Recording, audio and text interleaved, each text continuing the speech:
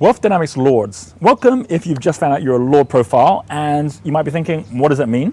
Think of Lord like a landlord, someone who doesn't even have to meet the tenant because you've got an agent who's doing that, but someone who actually is able to look at the back end. You don't have to be the life and soul of the party to become successful as a Lord. Great example is someone like Lakshmi Mittal, now the richest man in England, and he over time has just steadily accumulated economies of scale in the steel industry so that he can always know what he's buying it for, what he's selling it for, where the efficiencies are, measures everything, and as a result of that ends up with the largest steel company in the world.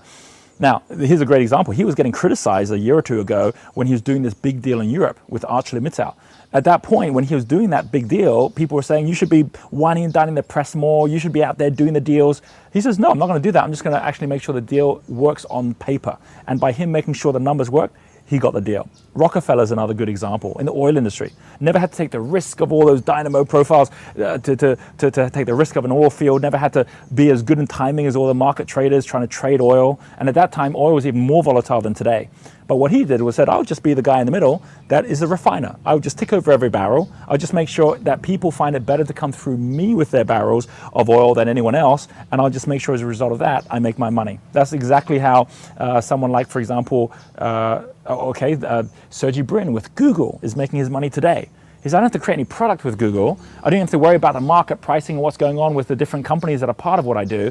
I'll just make sure that it is more efficient and effective for people to come through me than anyone else. First, for those who are going to look at searches, and secondly, for those who actually want their searches to then end up selling products or directing people to their sites. When we start to see the structure of the fact that you don't even have to own things, you don't have to own the property, you don't have to own the video to actually rent it out, you don't have to actually own the cars in order to lease it, but that there's all these different businesses where you can just make sure that you understand how that capital value can be turned into cash flow.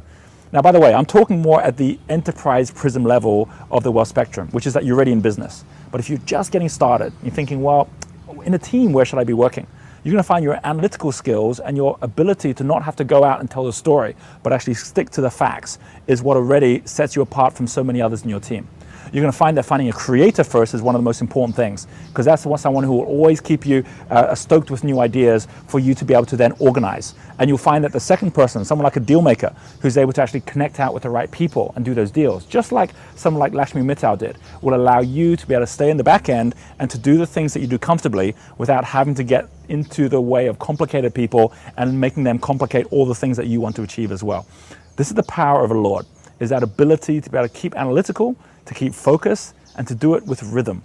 And as you do this, you're going to find yourself comfortable in everything you do and allowing others to shine in the way that they're meant to as well.